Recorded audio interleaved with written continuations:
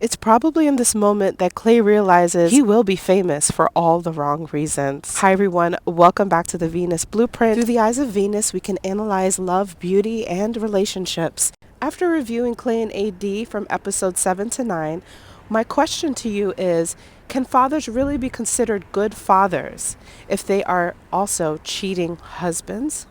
We start out this episode series with AD and Clay, and AD is looking at him with suspicion and puzzlement. At first, I thought she was being petty about the soup and his rearranging. He is a Virgo after all.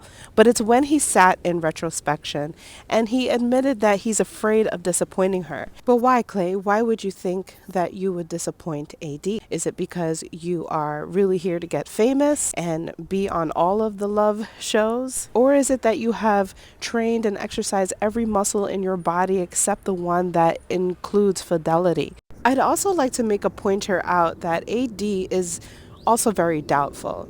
She displays this doubt in her response to him. She is encouraging a little bit, but for the most part, he is leading their emotional vibe. If Clay does not feel certain, then AD won't feel certain either. When they were at the gathering party, I felt like Clay and AD were performing for everyone.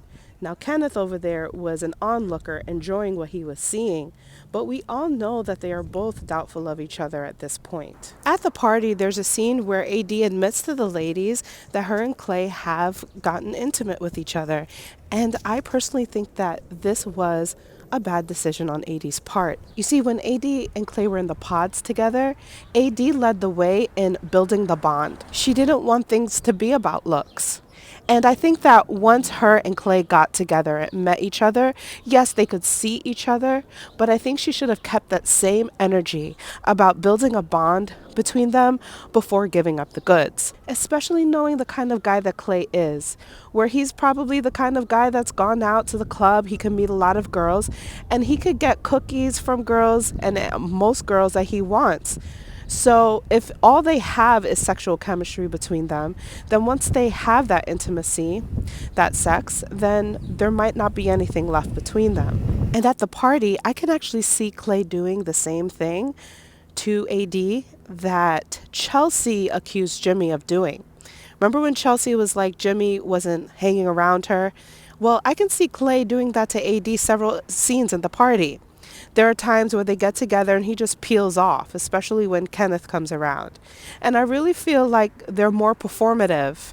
I don't feel like they have a true chemistry. So now we get to the core of this video, which is about the relationship of Clay and his father. Clay continues to let AD know that his relationship to his father is a confused one.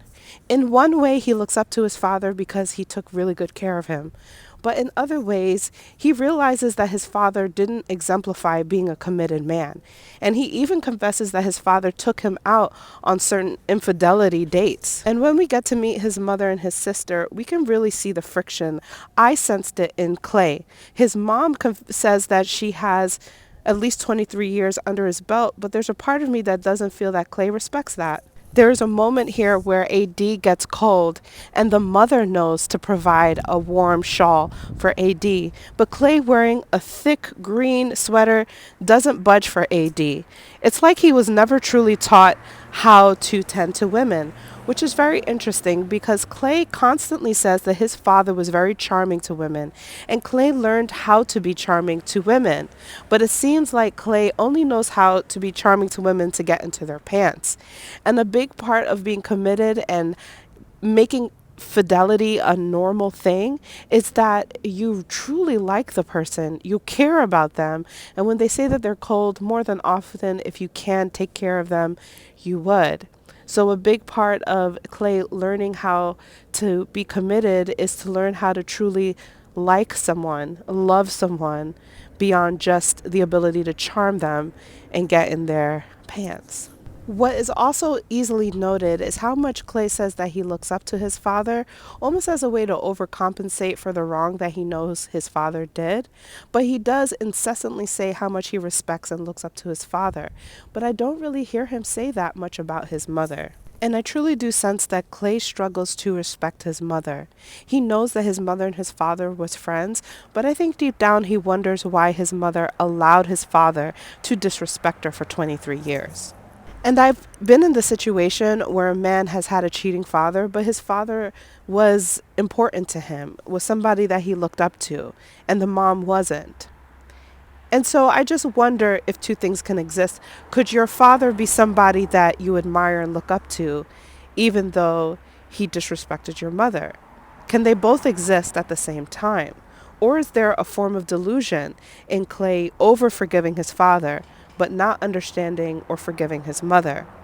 There's a TikToker who went in on this topic as well, so I'd like to share her video after this. But I'd love to hear your thoughts because once the video on TikTok is done, the video will be done. So please tell me what you think about the whole dilemma between Clay and his father, and I'll see you guys in the next video. It is impossible for you to be a good father if you aren't a good husband, because your children will bear the scars of your infidelity. Clay from Love is Blind is a perfect example. Speaking to his experience as a black man, I'm a black woman, but I've seen other people on this app. I just saw a girl who was Latina saying the same thing, that, her father cheated on her mother and she and her sisters took it so personally. Like, you broke up our family. Why weren't we good enough? Why didn't you love us enough to be faithful? You cannot be a good father if you are hurting someone's mother. And you can hear it in Clay's conversation, even though he's making the argument, I don't want to take anything away from him being a good father because he was there. I think because so many black men aren't involved in their children's lives, the ones who do the bare minimum of being there for their child think that they can get away with murder. And a lot of people give them a pass because it's like, well, at least you're there. And I can say this because I have a father who's amazing. He and my mom have been married almost 40 years. I think it'll be 40 years this year. High school sweethearts. And in addition to being an amazing father and husband, he's faithful to my mom, only has children with her. So you don't have to settle for the bare minimum. And it actually is offensive to me when I see black men and women defending this as normal and like a win. Well, at least he cares. No, he doesn't care, because if he cared, he would be faithful to you. He would be showing his sons that it is nothing to be faithful to one woman. It's what you're supposed to be doing as a bare minimum as a man. And look at the damage and the emotional turmoil this has caused for Clay. He had to keep secrets from his mother. Instead of being at home with his family, this man was off gallivanting with a bunch of women, and it was wasted time because in the end, he ended up getting divorced from his wife. He's run through a bunch of women. He probably doesn't even know their names now. And instead of having a whole intact family for your son, all you've done is screw that up and screw up his ability to ever trust another human being, because he's sitting here talking to AD like, I love you and I care and whatnot, but I don't know if I can be faithful because I was never taught this. And don't get me wrong, that doesn't take away from your personal responsibility to do what you're supposed to do in your relationship. But I certainly can understand where he's coming from, where a lot of men have been taught never to have self-control, that it means you're less masculine if you want to be faithful. Their fathers have set them such a bad example. And I've known a lot of people, men and women, who were close to their cheating father, and it damages you more. A lot of people say, oh, well, as long as he was being a good co-parent. No, because your child then has cognitive dissonance. They cannot reconcile their reality because you have harmed them. You have harmed their mother. You have been a liar. You've been inconsistent. And how do you think that's going to warp your child's mind when they're trying to have relationships? They have been taught that people who love you will still lie to you and deceive you. They're not going to trust anybody.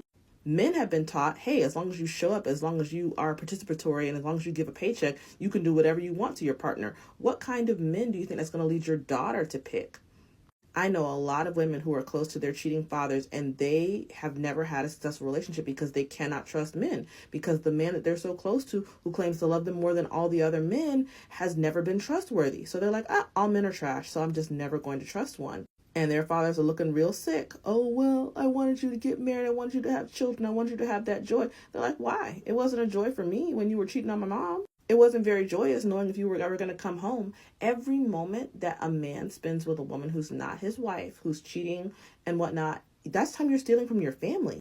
You could have been at home with your children. You could have been at home with your wife. All this romancing and whatnot, you could have been romancing your wife, sweetie.